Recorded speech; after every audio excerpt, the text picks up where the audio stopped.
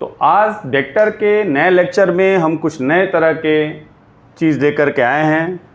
नदी में नाव अथवा तैराक की गति। इस तरह के क्वेश्चन बहुत ही इंपॉर्टेंट होते हैं। कठिन तो नहीं होते, लेकिन बच्चे इसको कठिन मान लेते हैं। अगर चीज़ों को बढ़िया से नहीं समझे रहेंगे तो कठिन तो लगेगा ही, पर इसके अंदर कुछ भी कठिन नहीं है अगर आप ध्यान से समझ लें। नदी में नाव अथवा तैराक की गति।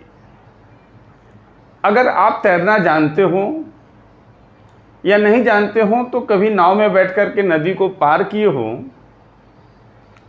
तो नाव की गति पर अथवा तैराक की गति पर नदी की बहाव की दिशा का क्या प्रभाव पड़ता है, यही इस आज के वीडियो में इसी चीज को हम लोग पढ़ेंगे।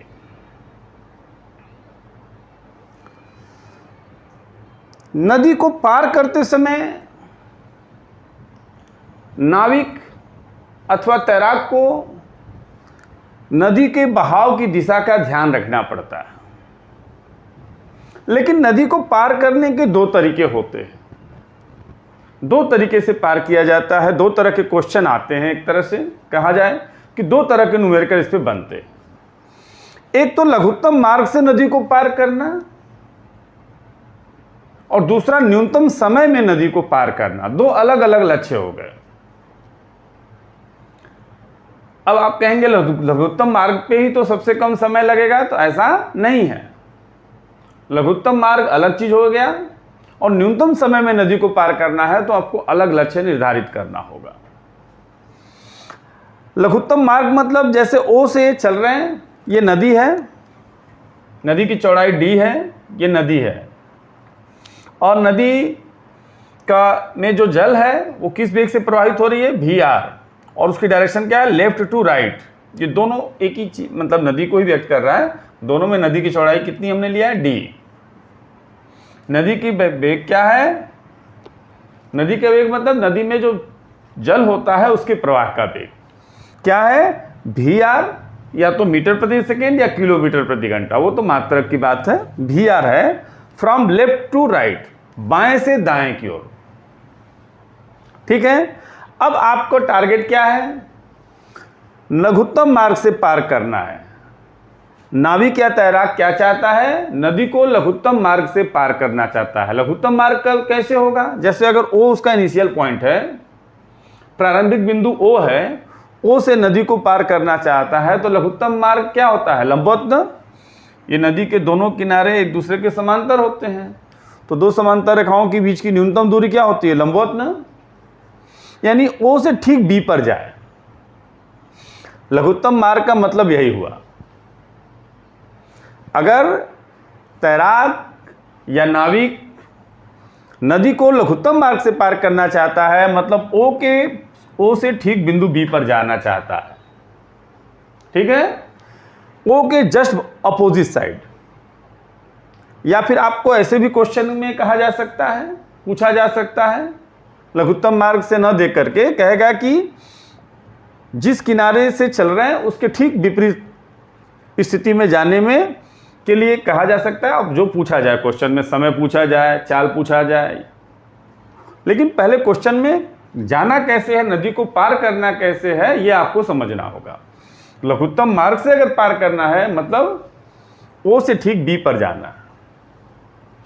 अब अगर आपको O से B पर जाना है और आप ऐसे तैरना शुरू करेंगे एकदम नदी के बहाव के लंबवत दिशा में, ये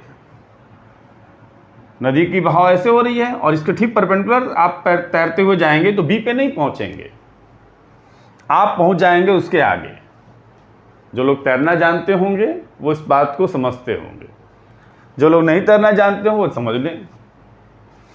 क्यों आगे पहुंच जाएंगे, क्योंकि नदी ऐसे प्रवाहित हो रही है, तो नदी के बहाव का प्रभाव तो पड़ेगा ना। तो नदी क्या करेगी, आपका टारगेट तो है O से B पर जाने के लिए, और आप सीधे जा रहे हैं, लेकिन नदी क्या करेगी, आपको आगे लेके चली जाएगी। तो आप B के बजाय कहीं और उसके आगे किसी बिंदु C पर चले जाएंगे, आप अपने लक्ष्य से भटक जाएंगे। आपका लक्ष्य क्या है, O से B पर जाना। लघुत्तम मार्ग से नदी को पार करना, लघुत्तम मार्ग तो ही ना हुआ, लेकिन आप उस लक्ष्य को प्राप्ति नहीं हो पाएगी। आपकी लक्ष्य जो होगी लघुत्तम मार्ग से नदी को पार करना, यानी ओ के ठीक विपरीत किनारे बी पर चले जाना, और आप चले जाएंगे किसी और बिंदु पर। तो फिर कैसे जाएंगे ओ से बी पर? इसके लिए नाविक अथवा तैराक को बहाव के लंब दिशा से कुछ कोण बनाते हुए, जैसे हमने यहाँ पे फाई कोण लिया है, फाई कोण बनाते हुए तैरना पड़ेगा और नदी के वेग से अधिक वेग से तैरना पड़ेगा। अभी उस पर आएंगे। ये तो एक तरह का क्वेश्चन हुआ। दूसरा क्वेश्चन क्या है? न्यूनतम समय में नदी को पार करना। यहाँ न्यूनतम पथ से नहीं, न्यूनतम मार्ग से नहीं पार करने का लक्ष्य है। यहाँ नाविक अथवा तैराक का लक्ष्य क्या है? कम से कम समय में नदी को पार करना है। तो नदी को न्यूनतम समय में पार करने के लिए कैसे तैरना चाहिए ये आप जान लीजिए। अगर नहीं जानते हैं, बहाव के लंबवत दिशा में तैरना चाहिए, एकदम ठीक ऐसे जाना चाहिए उसको। अगर न्यूनतम समय में पार करने का लक्ष्य रखे हैं तो कैसे तैरना चाहिए? बहाव के ठीक लंबवत दिशा में, ओ बी डायरेक्शन से शुरुआत होना चाहिए। लेकिन जाएंगे ओ से बी पर नहीं। आप नाव का मुख या तैराक जो होगा बहाव के लंबवत दिशा में तैरते हुए जाएगा, लेकिन पहुंचेगा कहां? वो बी से बी के बजाय किसी अन्य बिंदु सी पर पहुंच जाएगा। क्यों? बहाव, नदी के बहाव के कारण। तो पथ उसका ओ बी नहीं रहेगा, पथ उसका ओ सी हो जाएगा। उसने तैरना किधर आरंभ किया है? नाव को खेना किधर आरंभ किया? ओ बी दिशा में, लेकिन पहुंचा कहां? बहाव के प्रभाव के कारण बिंदु सी पर पहुंच जाएगा। लेकिन इस स्थिति में समय न्यूनतम होता है। क्यों न्यूनतम होता है उस पर अभी आएंगे। लेकिन दो तरह के क्वेश्चन होंगे, न्यूनतम लघुत्तम मार्ग से नदी को पार करना और न्यूनतम समय में पार करना। तो पहले इसको समझ लीजिए। लघुत्तम मार्ग से पार करना है तो उसको ओ से बी पर जाना है।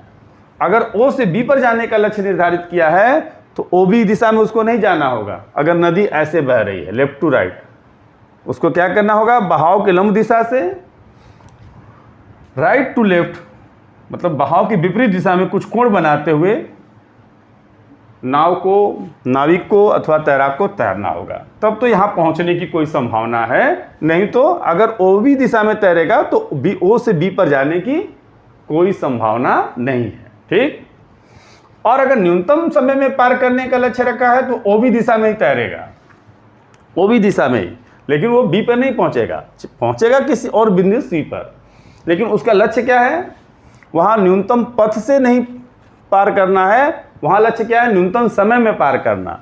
तो न्यूनतम समय में पार करने के लिए उसको बहाव के लंबवत दिशा में तैरना चाहिए, एक बात। और अगर न्यूनतम मार्ग से पार करना है तो बहाव के लंब दिशा से कुछ कोण बनाते हुए नदी के वेग से अधिक वेग से उसको तैरना चाहिए। तो एक एक चीज़ों पर आएंगे। पहले आपको बता दिया गया कि दो तरह के क्वेश्चन आएंगे।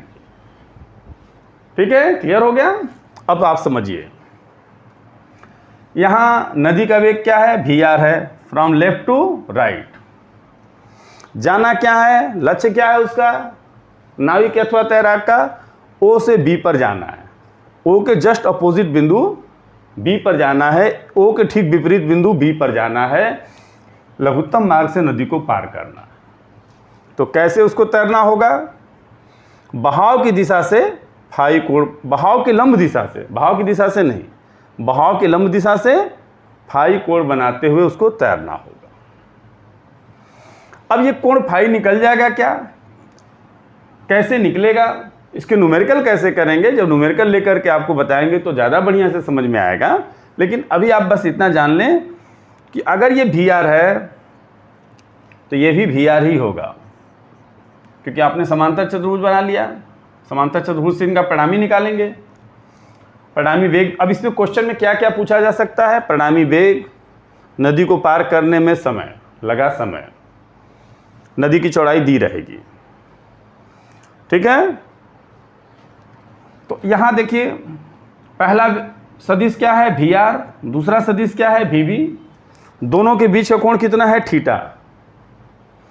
परिणामी समांतर चतुर्भुज में आप जानते हैं कि अगर दो सदिश परिमाण और दिशा में समांतर चतुर्भुज की दो संलग्न भुजाओं द्वारा निरूपित हो तो उनका परिणामी उस विकर्ण द्वारा निरूपित होता है जो दोनों सदिशों के प्रतिच्छेद बिंदु से होकर के जाता है। यानी ये परिणामी वो भी क्या करेगा, इसके परिणामी को, दोनों भी आर और भी के परिणामी को व्यक्त करेगा।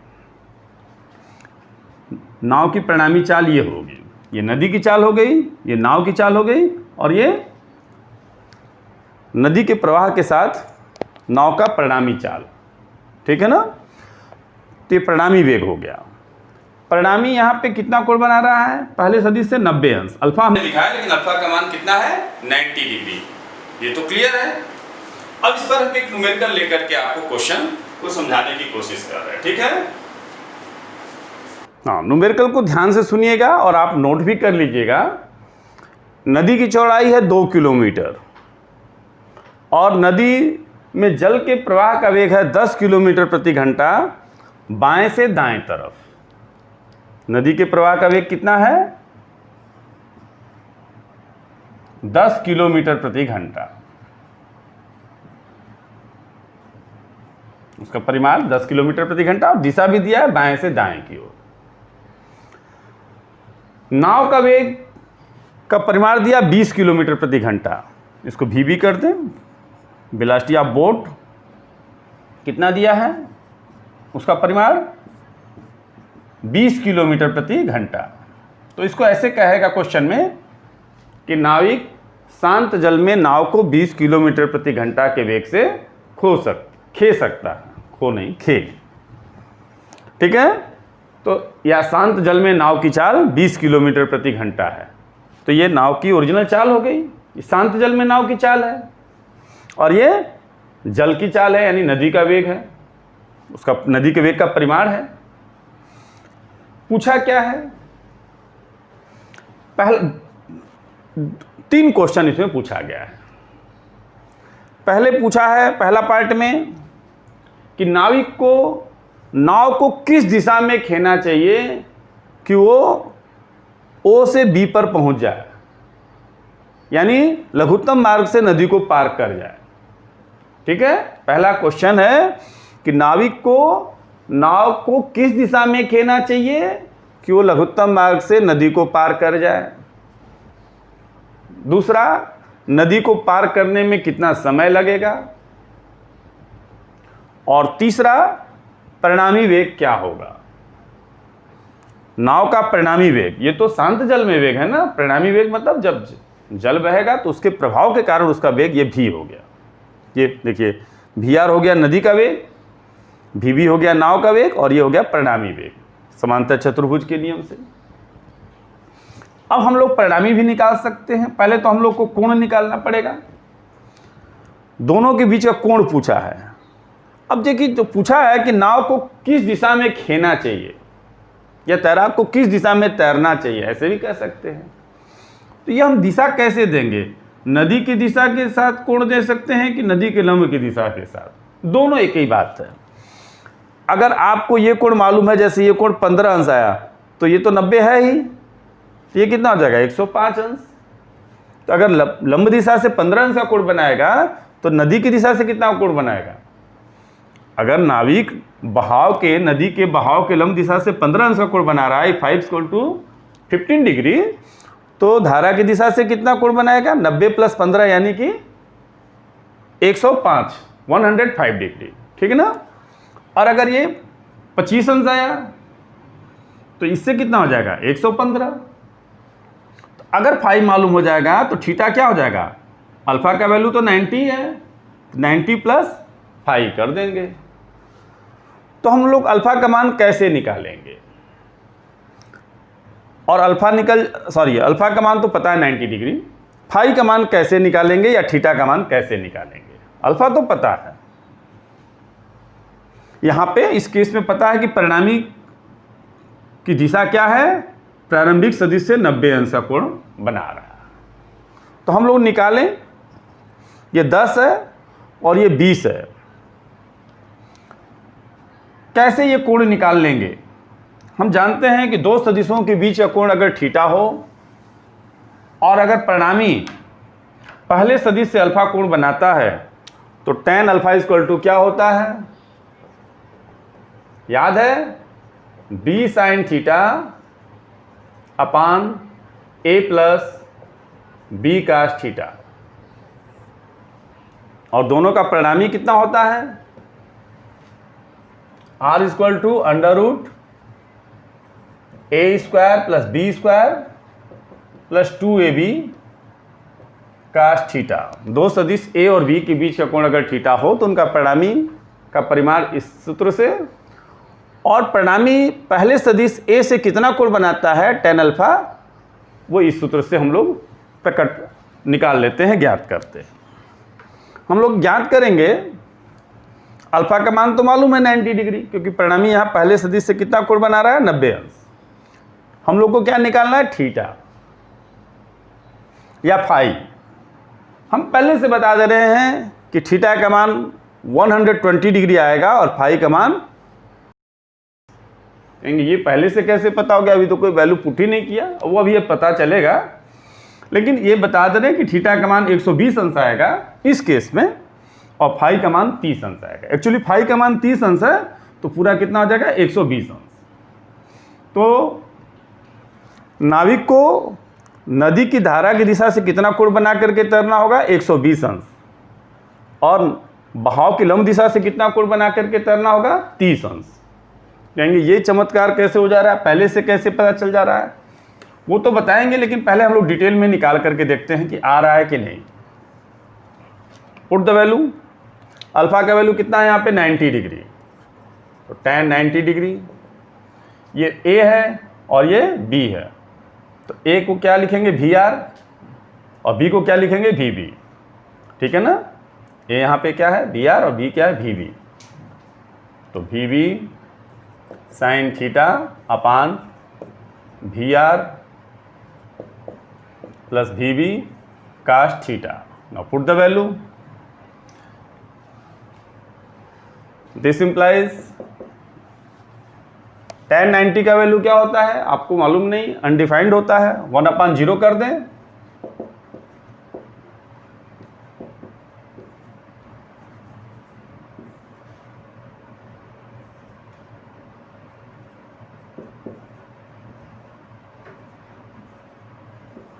एक्चुअली ये इन्फिनिटी होता है। तो इन्फिनिटी कब आएगा, जब इसका डिनोमिनेटर, इसका हर शून्य हो। किसी भी भिन्न का मान अनंत कब होगा, जब उसका हर का मान शून्य हो। तो डायरेक्ट इसको आप 0 लिख सकते हो, ये इन्फिनिटी है तो इसको आप डायरेक्ट 0 लिख सकते हो, या फिर ऐसे 1/0 करके क्रॉस मल्टीप्लिकेशन कर दीजिए तो भी 0 आ जाएगा। तो क्या आ गया, यहाँ कर दे रहे हैं VR plus VB cos theta equal to 0। VR का वैल्यू कितना है, 10, VB का वैल्यू कितना है, 20, cos theta equal to 0। This implies 20 cos theta equal to -10। This implies cos theta equal to -1/2। 0 से 0 कैंसिल हो गया, कास थीटा -1/2 होगा। This implies theta equal to 120 degree. ये पढ़े हैं ना, नहीं पढ़े होंगे तो ट्रिग्नोमेट्री के लेक्चर 3 में सब बताया गया। 3 के ABC में आप जाके देखेंगे, कास थीटा का मान, कास 120 अंश का मान -1/2 होता है। तो देखिए पहले से मालूम 120 अंश आ गया ना।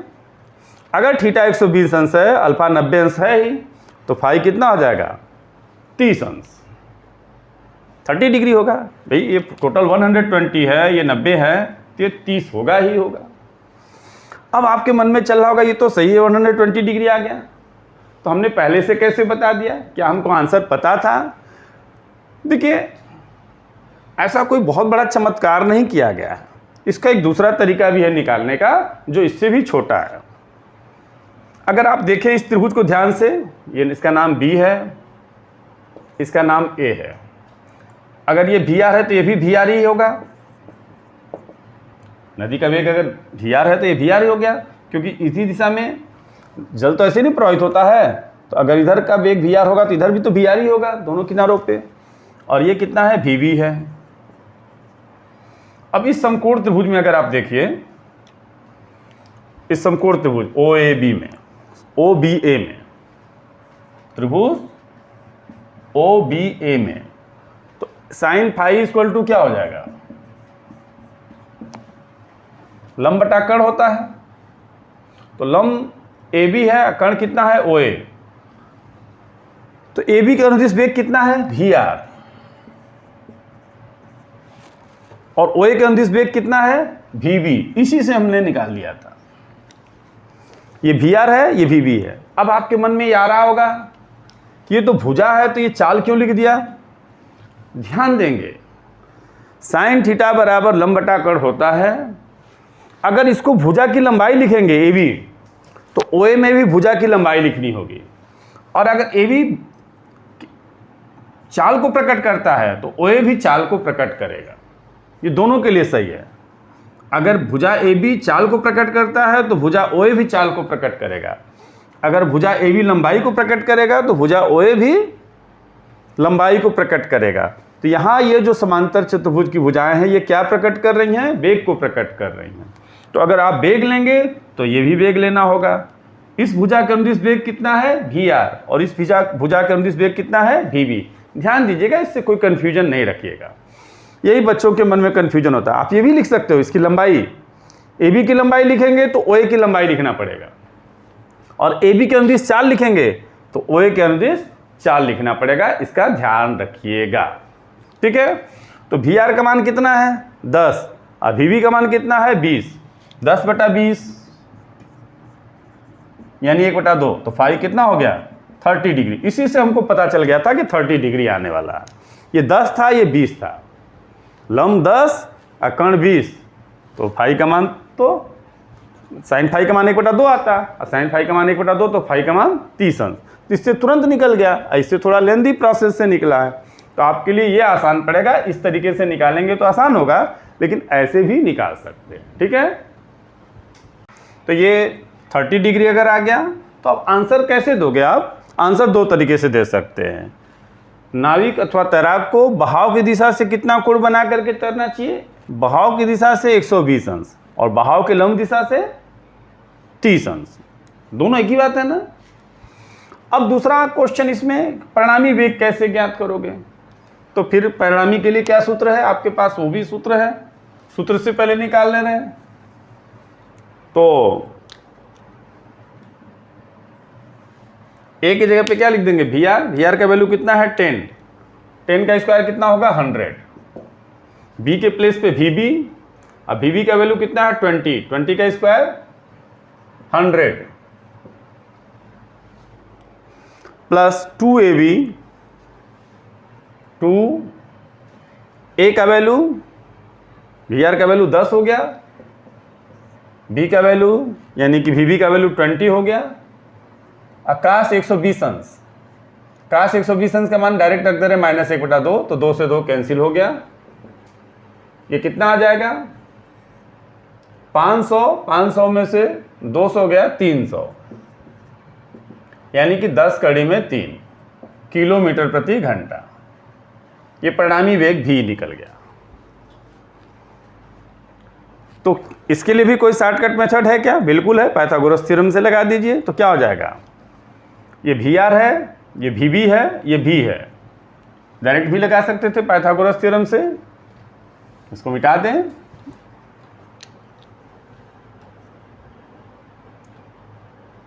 V स्क्वायर इक्वल टू क्या हो जाएगा VB square minus VR square, लंब का वर्ग इक्वल टू कर्ण का वर्ग माइनस, अगर इस कोण के लिए करेंगे तो आधार हो जाएगा, तो आधार का वर्ग इक्वल टू कर्ण का वर्ग माइनस लंब का वर्ग। विकर्ण है, कर्ण में से इसको घटा दे रहे हैं इसके वर्ग को, तो V इक्वल टू क्या हो जाएगा √ VB square minus VR square. ये सूत्र हो गया। इस सूत्र से आप डायरेक्ट निकाल लिया करेंगे परिणामी वेग। ये बोट का वेग है और ये रिवर का वेग है। VB क्या है, बोट यानी कि नाव, या फिर तैराक होगा तो VS लिख दीजिएगा, और ये VR तो रिवर नदी का वेग है। तो VB का वैल्यू कितना है यहाँ पे 20, और इसका वैल्यू कितना है 10, तो 20 का स्क्वायर कितना होगा 400, और इसका 10 का स्क्वायर 100, 400 में से 100 गया 300 तुरंत आ जाएगा।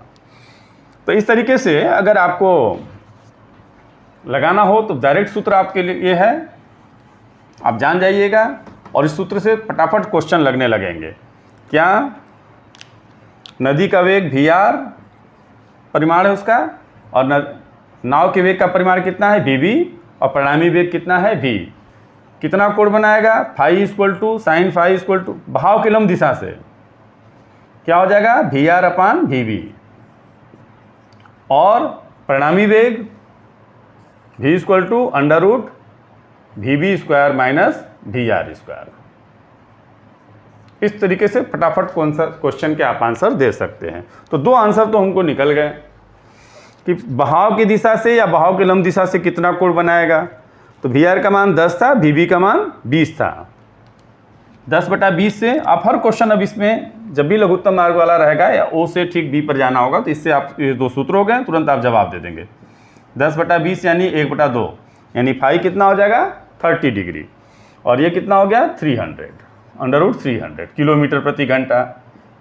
एक क्वेश्चन इसमें और था, समय निकालना था कि नदी को पार करने में समय कितना लगेगा। समय बराबर क्या होता है? दूरी बटा चाल। दूरी कितनी है? 2 किलोमीटर। OB, देखिए अगर OB लेंगे, जनरली OB लेते हैं, अगर दूरी OB लिए हैं तो चाल भी OB के अनुदिश लेंगे, वो कितना है? V। तो समय पार करने में जो लगेगा T इक्वल टू क्या होगा? D/V। D कितना है? 2 किलोमीटर। अब V कितना है? परिणामी वेग कितना आया है? 10 कड़ी में 3 किलोमीटर प्रति घंटा। तो किलोमीटर से किलोमीटर कट जाएगा, घंटा आएगा टोटल, मतलब मात्रक इसका क्या आ जाएगा? घंटा। कितना दोस्त? 1/5 √3 घंटा। अब चाहे तो उसको कैलकुलेट करके मान निकालें, लेकिन हम भिन्नात्मक रूप में आंसर देंगे। 1/5 कड़ी में 3 घंटा इसको जाने में लगेगा, नदी को पार करने में लगेगा समय, O से अगर ठीक B पर जाना चाहता है तो OB/में OB के अनुदिश चाल। OB के अनुदिश चाल कितना हो गया? V। अब क्वेश्चन जैसे इतना टाइम लगा है लगाने में, अब हमेशा इतना नहीं लगेगा। जैसे देख लीजिए और क्वेश्चन क्या है? हर क्वेश्चन ऐसे ही रहेंगे कि नदी का बहाव का वेग दिया रहेगा और शांत जल में नाव अथवा तैराक का वेग दिया रहेगा। ठीक है, नदी का वेग और शांत जल में नाव अथवा तैराक का वेग दिया रहेगा। पूछेगा क्या? कितना कोण बना करके नदी की दिशा से अथवा नदी के लंब दिशा से कितना कोण बना करके नाव को अथवा तैराक को तैरना चाहिए ताकि वो लघुत्तम मार्ग से नदी को पार कर जाए। अभी पहले टाइप के क्वेश्चन चल रहे हैं, दूसरे टाइप का अभी स्टार्ट नहीं हुआ। दूसरा, उसका परिणामी वेग क्या होगा। तीसरा, उसको पार करने में, नदी को पार करने में समय कितना लगेगा। ये 3 क्वेश्चन इसमें पूछे जाते हैं। अब दूसरा क्वेश्चन इसी पर हो जाता, एक ले लिया जाए। वो कैसे? इसको, ये तो जनरल फार्मूला, इसको रहने देते हैं। अब देखिए क्वेश्चन कितना जल्दी जल्दी लगेंगे।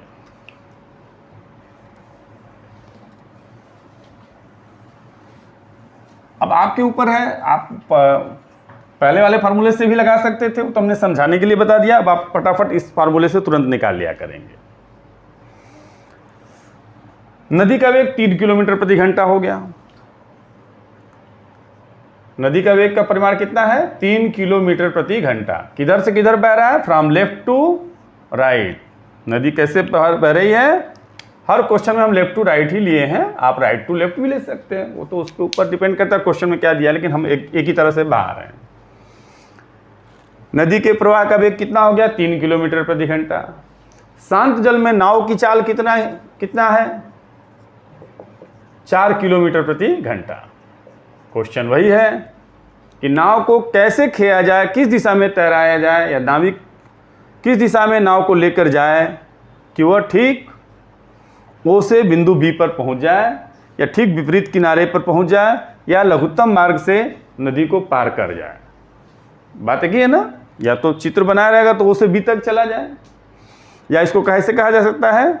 लघुत्तम मार्ग से नदी को पार कर ले, या ठीक विपरीत बिंदु पर नदी के विपरीत किनारे पर पहुंच जाए, मतलब जहां से चला उसके ठीक विपरीत दूसरी ओर पहुंच जाए, विपरीत स्थित किसी बिंदु पर।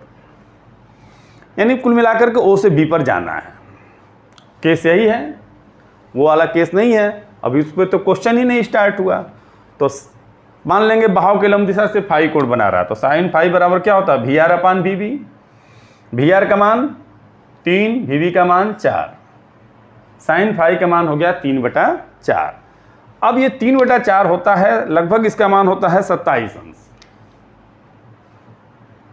3/4 का नहीं, सॉरी, tan 3/4 का होता है, ये 5 कर देते हैं इसको, नहीं तो आप इनवर्स में जवाब दे दीजिएगा। अगर 3/4 लिख दिए हैं तो फाई बराबर क्या होगा, साइन इनवर्स 3/4 लिख देते।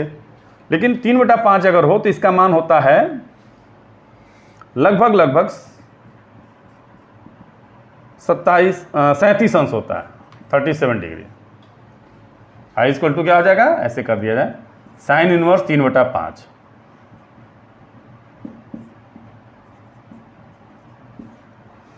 साइन फाई बराबर अगर 3/5 है तो फाई इक्वल टू क्या हो जाएगा, साइन इनवर्स 3/5, और साइन इनवर्स 3/5 का मान लगभग 27 डिग्री होता है। तो बहाव के लंब दिशा से 27 अंश का कोण बना करके, और धारा की दिशा से 27 नहीं 37 डिग्री होता है। तो बहाव की लंब दिशा से 37 अंश और बहाव की दिशा से 127 अंश। और नहीं, अगर मान लीजिए आपने 4 ही लिख दिया था तो फिर क्या होता, परेशान नहीं होना था। 3/4 तो बहाव की लंब दिशा से साइन इनवर्स 3 मान नहीं पता है तो परेशान मत होइएगा। बहाव की लंब दिशा से साइन इनवर्स 3/4 कोण बनाते हुए, और बहाव की दिशा से 90 प्लस साइन इनवर्स 3/4, उसमें क्या है, नहीं मालूम है तो परेशान नहीं होना है। लेकिन अगर 5 ले लेंगे तो साइन इनवर्स 3/5 का मान लगभग 37 डिग्री होता है। ठीक है, तो ये तो हो गया दिशा। अब परिणामी चाल कैसे निकलेगा भी, उसके लिए क्या फार्मूला है, √VB² - VR²। तो 5 का स्क्वायर कितना हो जाएगा, VB 5 है, अब VR 3 है, 25 - 9 यानी कि 16, यानी कि 4 किलोमीटर प्रति घंटा परिणामी चाल हो गया। अब समय कितना लगेगा, तो 2/4। समय बराबर क्या होता है, दूरी बटा चाल, परिणामी चाल भी लेंगे भाई, दूरी 2 लिया है, चाल कितना लेंगे 4, यानी आधा घंटा, 1/2 घंटा, यानी आधा घंटा लगेगा पार करने में। और क्वेश्चन दिए जाए, केस यही है। अभी उसके इसके बाद उस केस के क्वेश्चन लेंगे। इसी केस में अब कुछ और क्वेश्चन है। नदी का वेग कितना है, 10 किलोमीटर प्रति घंटा, और नाव का वेग 10 कड़ी में 2 किलोमीटर प्रति घंटा।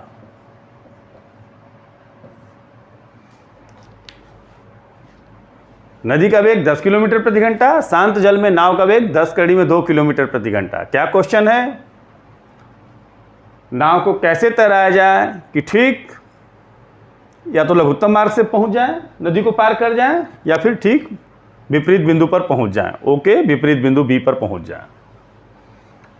फाई निकालना है, फिर परिणामी वेग ज्ञात करना है, और नदी की चौड़ाई हर जगह हम 2 ही ले रहे हैं, 2 किलोमीटर। नाव को पार करने में समय भी निकालना है।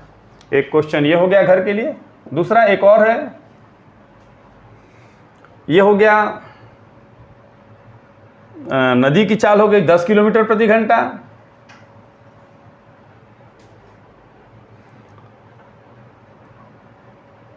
और ये हो गया 10 कड़ी में 3/2, यानी कि 5 कड़ी में 3।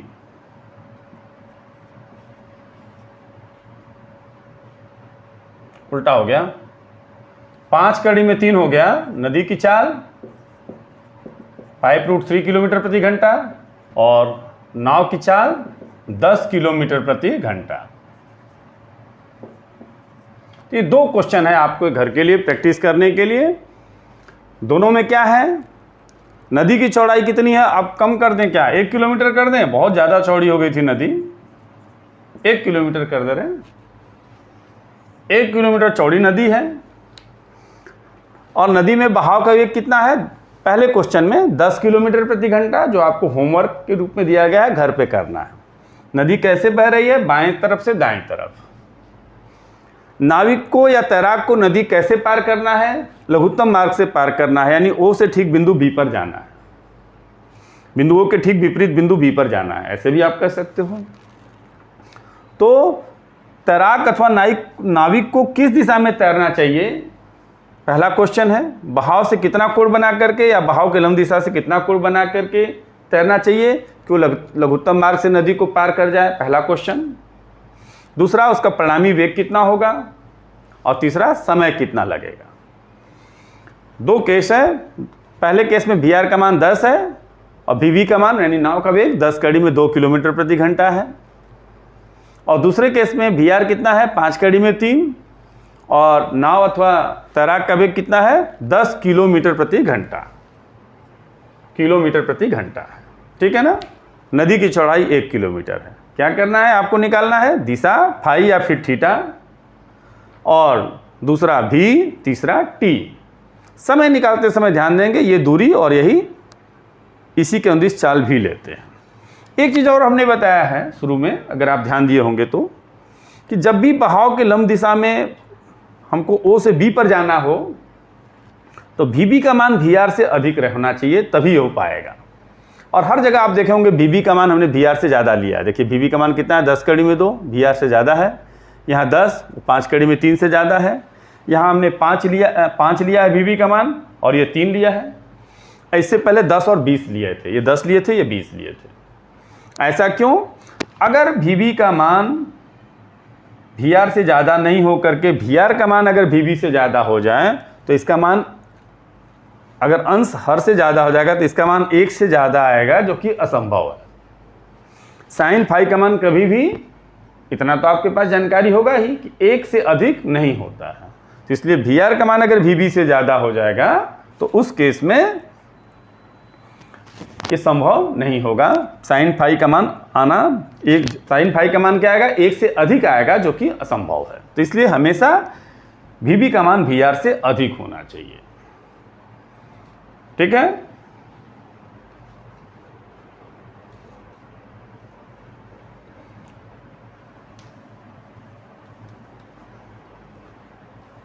अब हम दूसरा केस लेकर चल रहे हैं, तो इसका आप ध्यान देंगे। अब दूसरा केस, अच्छा एक बात और भी अगर आपके मन में आ सकता है कि अगर दोनों बराबर हो जाए वी आर और वी, तो 1 आ जाएगा, तो उस समय फाई, साइन फाई का मान 1 होगा, तो फाई कितना हो जाएगा 90 डिग्री। तो फाई 90 डिग्री हो जाएगा तो फिर क्या होगा?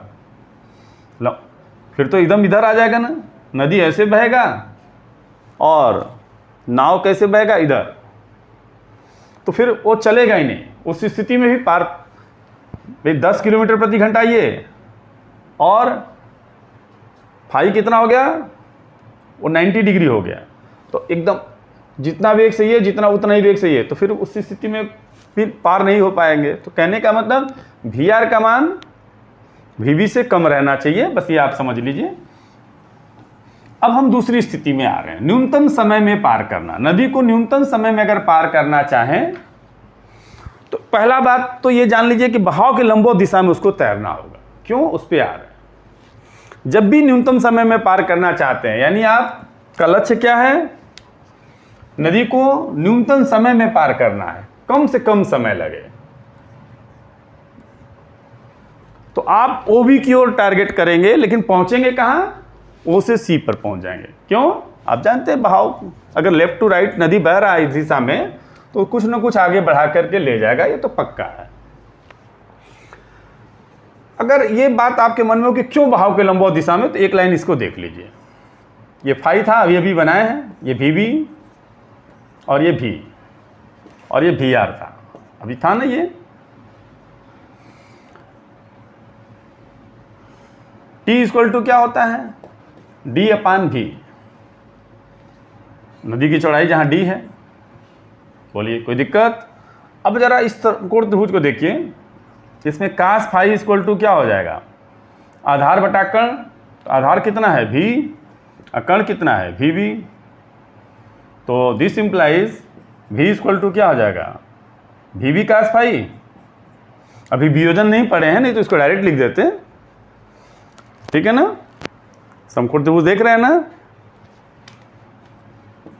अभी जो मिटा दिए उसी चित्र से है ये। कास फाई इक्वल टू क्या हो जाएगा, आधार बटा कर्ण होता है, आप जानते हैं। तो आधार के अनुदिश वेग कितना है v, और कर्ण के अनुदिश वेग कितना है vv। तो फिर ये गुणा कर दीजिए, v इक्वल टू क्या हो जाएगा, vv कास फाई। तो v की जगह पे क्या लिख दें यहाँ पे, vv कास फाई। अब समय न्यूनतम कब होगा, जब कास फाई का मान अधिकतम होगा। क्यों, किसी भी भिन्न का मान न्यूनतम कब होता है, जब उसके हर का मान अधिकतम हो। तो d नियत है, vv नियत है, बस फाई के ऊपर ही है सब कुछ मामला टिका हुआ है। फाई का मान जैसे जैसे चेंज होगा कास फाई का मान चेंज होगा। तो कास फाई का अधिकतम मान कितना होता है पता है आपको, कास फाई का भी अधिकतम मान कितना होता है, 1 होता है, और इससे अधिक नहीं होता है।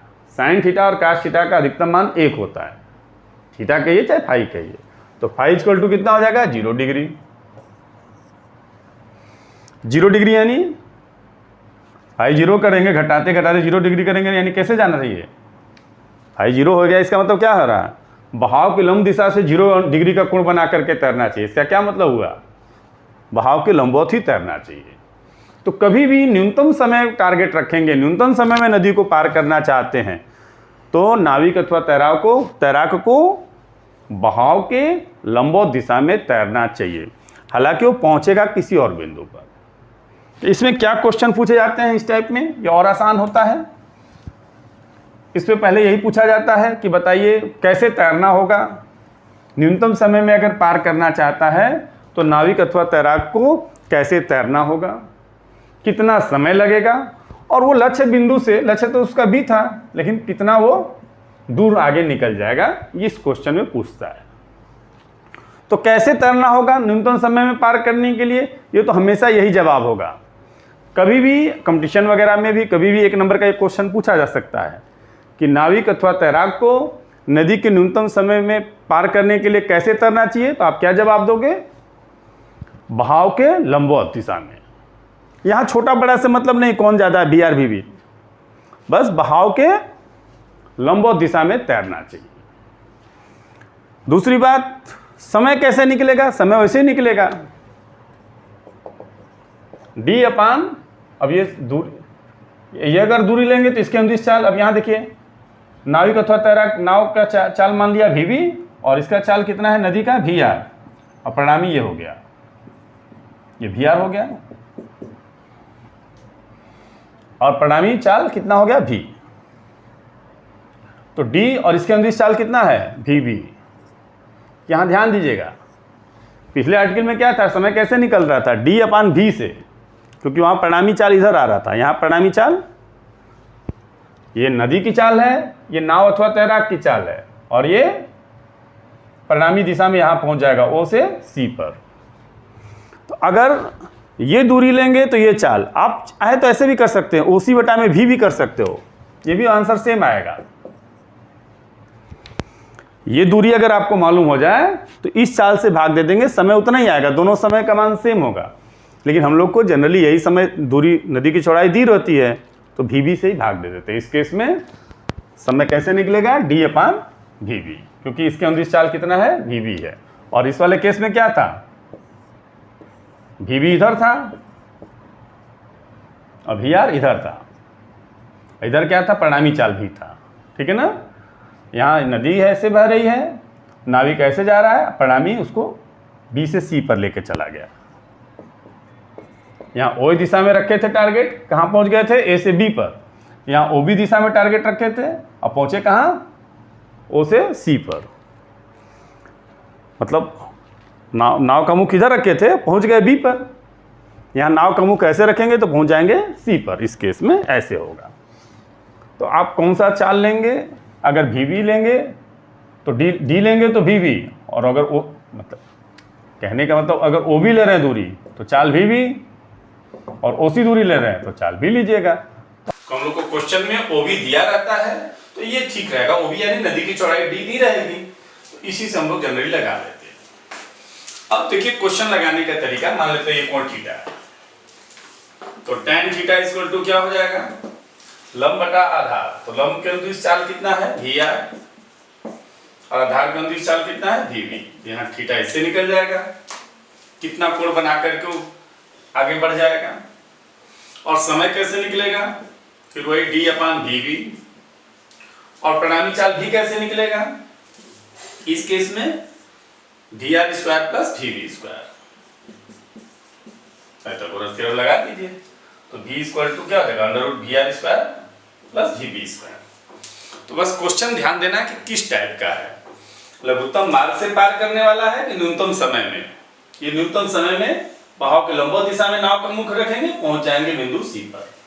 और लघुत्तम पथ के लिए बहाव के लंब दिशा से कुछ कोण बनाते हुए जाएंगे तो पहुंच सकते हैं ओ से बी पर।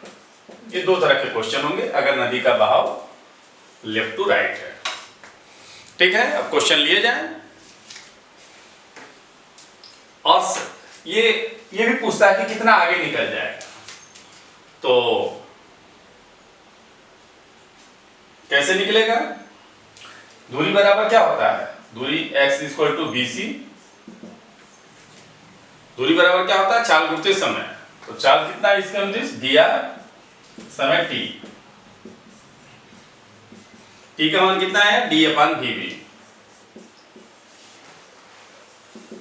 तो d into V R upon V. ऐसे भी हम लोग कर सकते हैं कि कितना बहाव के अंदर से वो कितना आगे निकल जाएगा। ठीक है, अब क्वेश्चन है,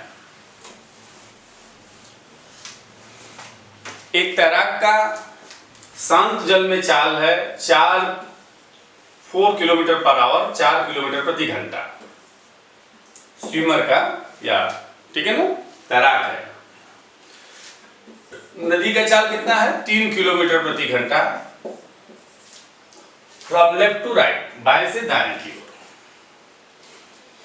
क्वेश्चन यही है। और नदी का चौड़ाई कितनी है, 1 किलोमीटर।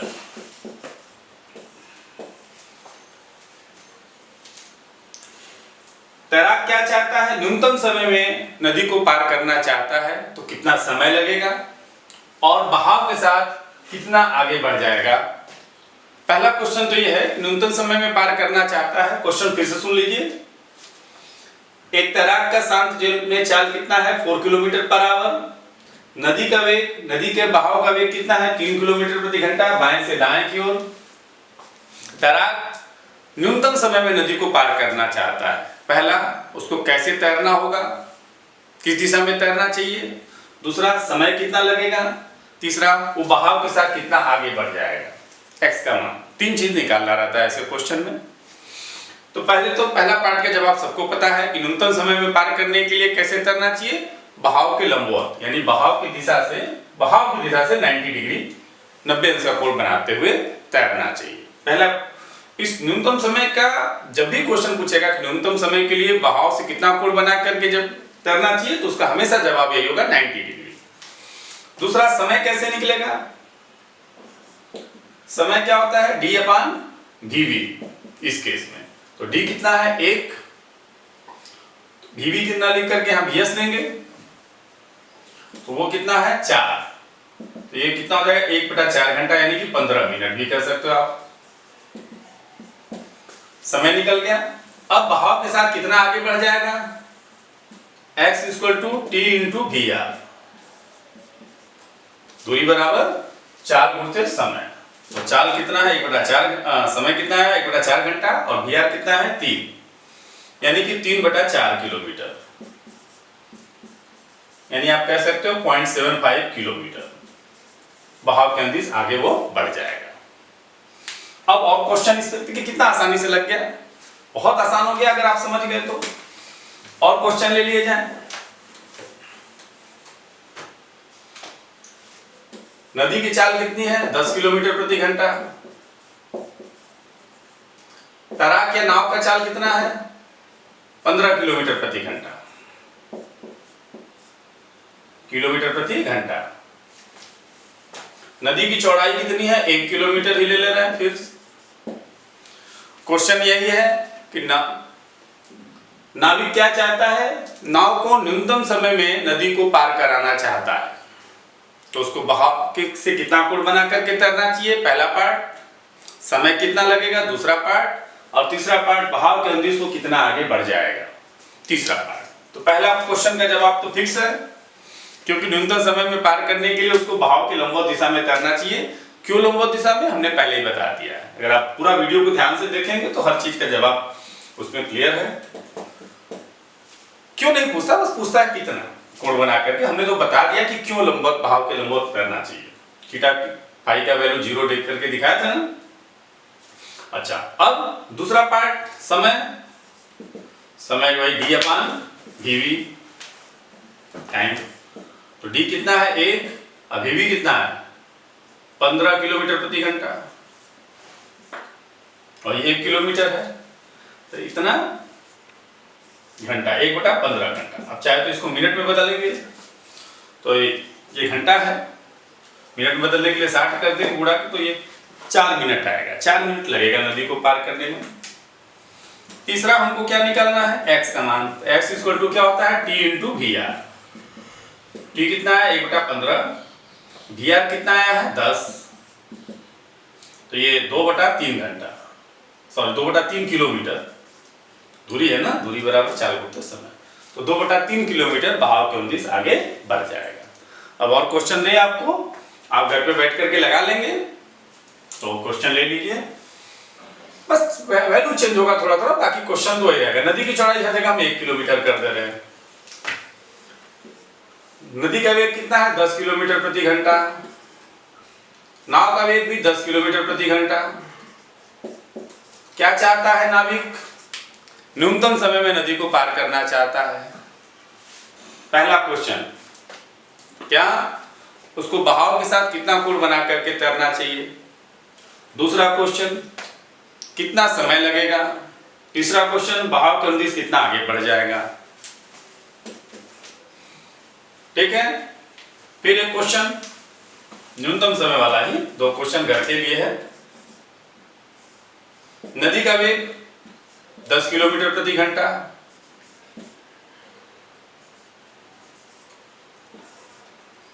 और नाव का वेग 12 किलोमीटर प्रति घंटा। क्या चाहता है नाविक, नदी को न्यूनतम समय में पार करना चाहता है। तो क्या पूछा है, बहाव से कितना कोण बना करके तैरना चाहिए, ये तो फिक्स है जवाब। दूसरा, कितना समय लगेगा। तीसरा, बहाव के अनुदिश कितना आगे बढ़ जाएगा। और चौथा, इसमें परिणामी वेग भी ज्ञात करना है। एक क्वेश्चन में इसमें बढ़ा दे रहे परिणामी वेग को कैसे निकलेगा, √VR² + VV² से। ठीक है ना, हमने बताया होगा √VR² + VV² से।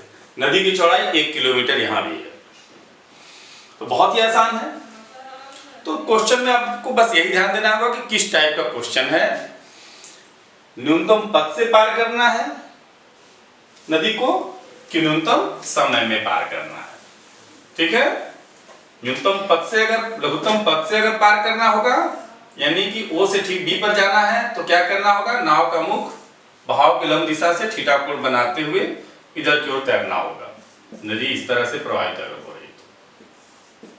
VV का मान VR से अधिक होना चाहिए, इसका परिमाण VV का VR से अधिक होना चाहिए। इस केस में ये फाई हमने माना था, ये तो 90 डिग्री है, तो sin फाई इक्वल टू इस केस में क्या होगा, ये भी VR हो जाएगा, VR/VV, और परिणामी वेग V equal to √VV² - VR²। इस केस में इसको अगर फाई मान ले तो tan phi equal to VR/VV, और T इक्वल टू इस केस में D/VV, और इस केस में T इक्वल टू क्या होगा, D/V। ये ध्यान देना होगा। और यहां V equal to √VR² + VV²। ठीक है, ये लघुत्तम पथ से नदी को पार करना है, ये न्यूनतम समय में पार करने वाले क्वेश्चन है। अब जैसे मान दिया, कभी कभी तो नावी की चाल या तैराक की चाल न देख करके नदी की चौड़ाई और उसको पार करने में समय दे दिया रहता है, तो चाल निकल जाएगा। चाल बराबर क्या होता है? दूरी बटा समय।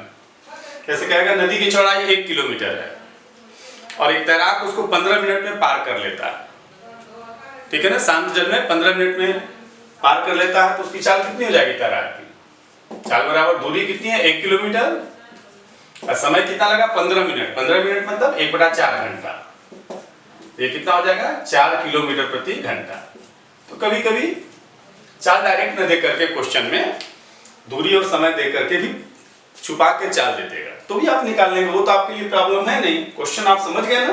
तो अब नाव नदी से रिलेटेड जितने क्वेश्चन होंगे आप आसानी से कर लेंगे, ठीक है। आप वीडियो को ध्यान से देखिए, न्यूमेरिकल को लगाइए और प्रैक्टिस करिए। Thank you.